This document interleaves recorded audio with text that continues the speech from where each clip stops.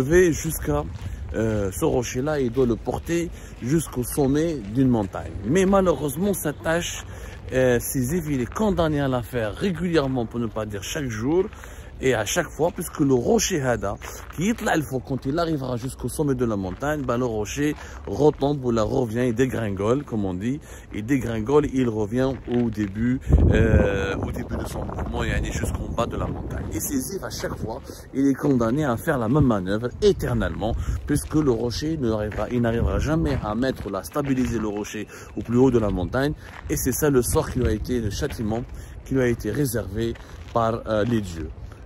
Zeus notamment. Donc l'histoire retiendra que Sisyphe est un homme qui a été condamné à un châtiment éternel, qui se répétera à chaque fois. Et plusieurs penseurs et philosophes ont donc utilisé la métaphore de Sisyphe pour réfléchir sur la condition de l'humanité. Alors le mythe de Sisyphe, elle a été interprété selon plusieurs tendances, plusieurs idéologies, plusieurs façons de réfléchir et de voir le monde. Mais pour Albert Camus, Sisyphe est un homme finalement heureux. Contrairement à ce que voulaient dire peut-être les interprétations faites de la tragédie grecque, Sisyphe est aussi un homme heureux. Pourquoi un homme heureux? Parce que Sisyphe, Yajma'a, dans ce malheur, dans ce châtiment auquel il avait été soumis, il a trouvé son bonheur. Il a trouvé son bonheur comment? Il a trouvé son bonheur en luttant toujours et éternellement pour sa liberté et pour survivre et pour rester en vie et profiter de la vie. Albert Camus, il dit que Sisyphe, à la fin, c'est quelqu'un qui a pu se libérer de la tragédie de sa condition pour goûter à la joie et au bonheur, parce que c'est en luttant chaque jour, en refusant de céder au malheur, à son malheur, qu'il a pu devenir un homme libre. C'est pour ça qu'Albert Camus, il faut imaginer Sisyphe heureux. Mais là, pourquoi Emmanuel Macron parle de Sisyphe lorsqu'il veut aborder les relations franco-maghrébines? C'est très intelligent de sa part, parce que Sisyphe a été condamné à un châtiment. Donc pour Emmanuel Macron, la France a été condamnée à un châtiment en gérant toujours le Maghreb, qui est une région très compliquée, très complexe, avec un conflit algéro-marocain qui dure depuis plusieurs décennies. Et la France a toujours essayé d'avoir un jeu d'équilibre. Le jeu d'équilibre était très compliqué, très complexe. Il n'arrive pas d'ailleurs à avoir lieu entre Rabat et Alger, notamment depuis 2020, et la reconnaissance américaine de la marocanité du Sahara occidental et l'alliance militaire et politique et diplomatique conclue entre le Maroc et Israël ont fait en sorte que l'influence de la France a baissé régulièrement, pour ne pas dire elle a baissé momentanément ou là significativement par rapport à ce qui s'est pas par rapport au passé, lorsque la France était une puissance et qui décidait, qui était crainte, qui était respectée, ou qui inspirait en tout cas qui inspirait un certain qui était leadership, voilà. Elle assurait le leadership dans la région. Aujourd'hui, le leadership dans la région n'est plus français, il est aussi israélien, il est aussi américain, il est aussi chinois, il est aussi turc.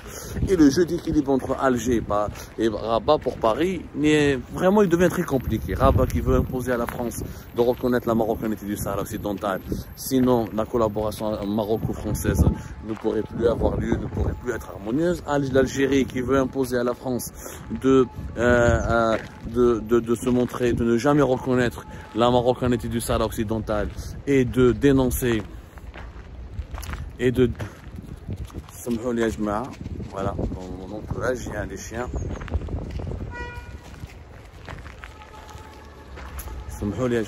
Je vais reprendre ce tournage dans un petit moment. Bah voilà. Ouais, ça fait partie de la magie de l'enregistrement. Ici, ils aiment beaucoup les chiens et c'est impressionnant. Donc, je disais, donc, pour Emmanuel Macron, il est comme un Sisyphe, comme un certain Sisyphe qui est condamné à gérer le Maroc et l'Algérie éternellement. Peut-être c'est un châtiment de l'histoire, parce que la France, donc, elle a colonisé le Maroc et l'Algérie, parce que la France a infligé des douleurs et des souffrances au peuple algérien et aux Marocains, parce que la France a été une puissance colonisatrice du Maghreb, et elle est condamnée malheureusement à subir ce châtiment-là, à savoir de gérer le conflit algéro-marocain, les pressions algéro-marocaines et les conflits qui semblent sempiternels entre entre l'Algérie et le Maroc, sachant que l'Algérie et le Maroc à eux seuls, c'est pratiquement plus de 80 millions. Il y a 80 millions d'habitants. L'Algérie et le Maroc, c'est une puissance, c'est les deux pays fusionnés. Démographiquement, ils pèsent beaucoup plus que la France. C'est énorme quand même. Et le Maghreb, et tout est uni avec la Tunisie, la Libye, la Mauritanie. C'est pratiquement plus de 100 millions d'habitants. La France est-elle vraiment maudite? Quelle est la question? Est-ce que la France est maudite dans cette histoire? Personne ne peut le croire. Emmanuel Macron, il y a maintenant beaucoup d'analystes et d'observateurs, il dit qu'Emmanuel Macron, il fait de la poésie déplacée. Parce que la France, finalement, trouve son intérêt dans ce conflit qui oppose l'Algérie au Maroc. Il trouve son intérêt. La France, imaginons que l'Algérie et le Maroc étaient unis et que le Maghreb était uni. Et comme l'a dit Emmanuel Macron, la réalité géopolitique du Maghreb, elle est aussi vécue en France, où elle se concrétise, où elle se déploie aussi en France à travers les points importants des diasporas maghrébines, notamment des diasporas algériennes et marocaines en France. Si l'Algérie et le Maroc étaient unis, vous imaginez comment les deux pays auraient pu exercer leur influence sur les dirigeants français, sur les politiciens français? La France qui est un membre permanent du Conseil de sécurité de l'ONU, je rappelle, qui dispose du droit à un veto au sein du Conseil de sécurité de l'ONU, qui est une puissance nucléaire, qui dispose encore une fois de l'arme nucléaire. Donc ce n'est pas n'importe quoi la France. La France qui est l'un des 7 pays les plus riches de la planète. En tout cas, 10 pays les plus riches de la planète. La France, c'est une puissance universelle. Vous imaginez comment le Maghreb, et notamment le Maroc et l'Algérie, auraient pu exercer une influence certaine et déterminante sur la classe dirigeante française s'ils étaient unis et s'ils avaient utilisé les deux pays de façon commune leurs atouts. Comment ça aurait été possible?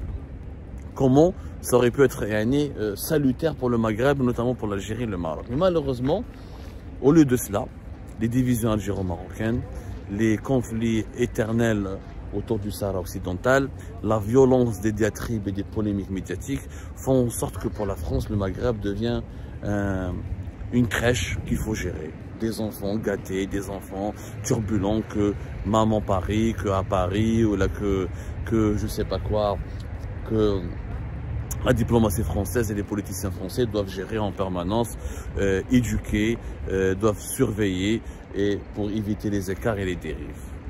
Finalement, la malédiction de la France au Maghreb, elle est heureuse.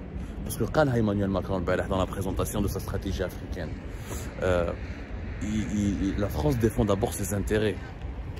Et la France ne peut pas être une assurance vie pour les régimes africains, pour les pays africains. Elle n'a pas pour vocation de régler les problèmes politiques des États africains. Il l'a dit clairement. Je pense que ce qui vaut pour l'Afrique vaut aussi pour le Maghreb.